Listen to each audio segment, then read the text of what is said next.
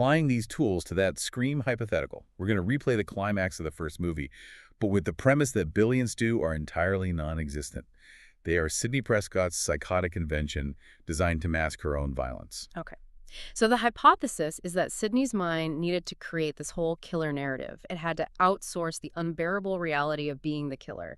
To survive psychologically, she must be the victim. This requires a massive act of psychological transference, shifting her own motives and her own violence onto these two invented figures, Billy and Stu. So, step one in building this narrative psychosis has to be the fixed belief in assigned agency. Sidney's mind constructs the motive, Billy's chilling line about killing her mother because she was a slut, ugly reason. That's Sidney's mind generating the justification for the violence, but she assigns all the moral responsibility, all the physical action, entirely to Billy and Stu. And that immediately sets up a powerful, paranoid thought structure, doesn't it? By making Billy and Stu the architects of the horror, every event revolves around Sidney as the target. She's the final girl, the innocent being hunted down. It's the perfect self-serving story to escape accountability for her own actions.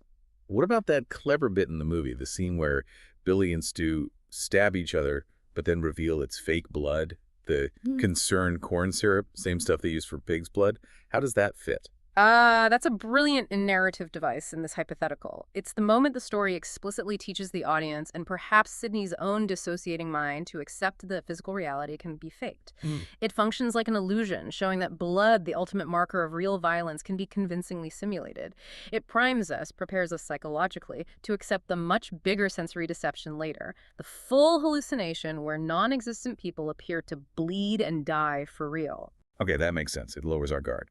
Which leads us to the absolute master deception in the climax. That scene where Stu and Billy have that intense argument in the kitchen.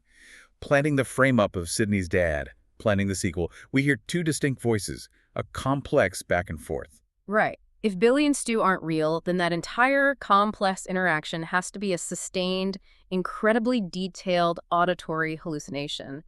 It's Sidney's own complex, probably conflicted internal monologue externalized into a dialogue between two invented personas.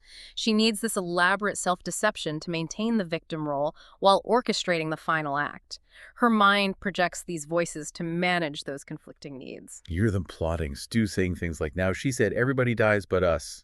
We could carry on and plan the sequel. It's so meta, so layered. They're not just planning the end of this murder spree, they're plotting the cover-up and the future iteration. And that dialogue is also Sidney's mind desperately trying to rationalize the irrationality of her own violence, isn't it?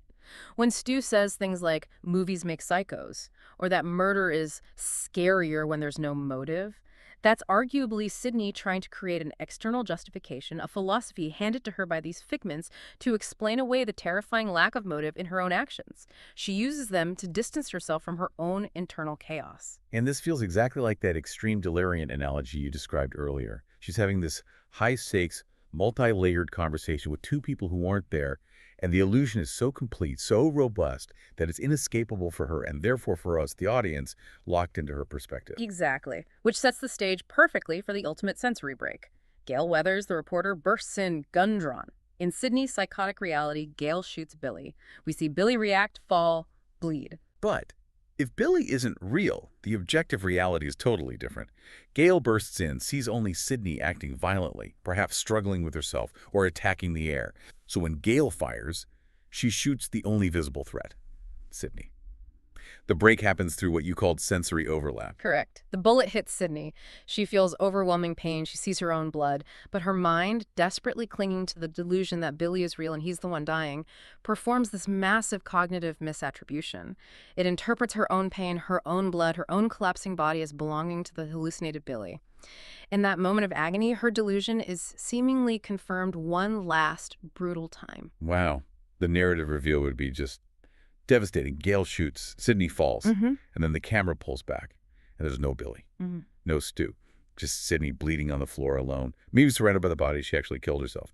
It would completely reframe everything, just like Stan staring at static while claiming to see Tuttle. And the ultimate irony. Sidney created this elaborate fiction, this narrative psychosis with Billy and Stu, arguably to achieve some kind of psychological freedom from her guilt by becoming the victim. But the invention itself becomes her prison defined by her fixed, false beliefs. The fact that everyone else, the police, the media, the audience, accepts her story of the two psychos, that finalizes her entrapment. She's now forever the and executed. That is a truly compelling way to reread that film using these clinical tools. It shows just how powerful fixed belief and false perception can be in structuring reality, fictional or otherwise. But it does raise that deeper question. Where does the actual content of these breaks come from? Whether it Stan's vampires or Sidney's killers, or even experiences people report in altered states. Okay, let's shift gears a bit and look at that philosophical angle, the idea of the mind as a reality filter. Right. This moves us away from pure pathology into some more, well, radical theories about consciousness and perception. Thinkers like Aldous Huxley famously proposed the brain acts as a kind of reducing valve. The idea is that our senses actually take in vastly more information from the universe than our conscious mind can handle. We're potentially wired to perceive almost everything all at once. So the brain's main job isn't necessarily to produce consciousness, but to filter it, to protect us from being, as Huxley put it, overwhelmed with the experience of the entire universe simultaneously. Exactly. Functionally, for day-to-day survival, this filter has to screen out almost everything. Now, the theory goes that certain things, particularly psychedelics like LSD or psilocybin, might temporarily turn off the filter or at least open the valve wider. This allows access to what Huxley called mind at large, a much broader spectrum of reality, information, and perception than we normally experience. Okay, so in that state, the things we normally label as hallucinations, the strange visuals, the voices, the intense feelings, they get radically reframed, don't they? Instead of errors in perception, they're seen as potentially accurate mapping information or credible biological sense perception that our everyday, sober, survival-focused mind just filters out. Precisely. There's even speculation about things like in ancient visual language colors, geometric patterns, specific feeling states that perhaps plants and fungi use to communicate basic ecological information. Eat me, don't eat me, stay here, that sort of thing. Information we inherently know but usually ignore. So if the raw experience is sensory, a hallucination in clinical terms, how does someone turn that flood of potentially meaningful data into a stable guiding principle, a fixed cognitive belief, or what some might call gnosis? That's where the method comes in. People like Terence McKenna, who explored these states extensively, emphasized what they called rationalism in confrontation with the weird edges. You couldn't just passively receive it, you had to actively engage.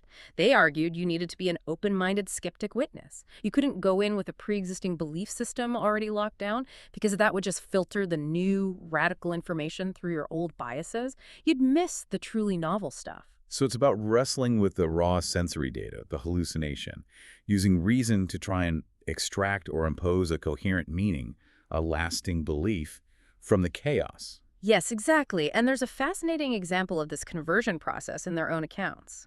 They described, under the influence, the mushroom itself seeming to speak to them. Clinically, that's a clear auditory hallucination. And the content of that speech was specific, wasn't it?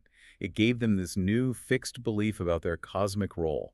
They were told they were deputized as ambassadors to humanity. Right. And crucially, when they applied that rational skepticism, when they challenged this grand claim asking, why us?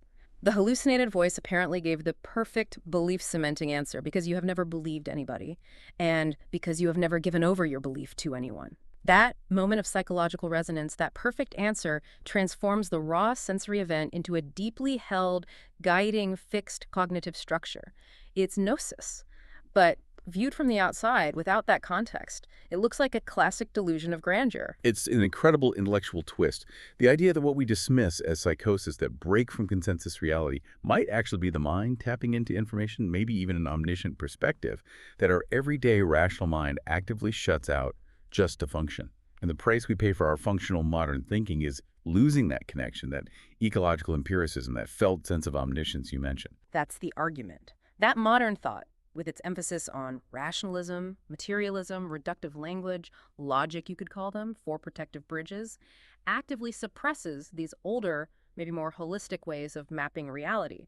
They make us incredibly effective at certain tasks, but they might also cut us off from a deeper, more continuous context. Stan Smith uses delusion to simplify his life. Sidney Prescott uses it, hypothetically, to survive her guilt.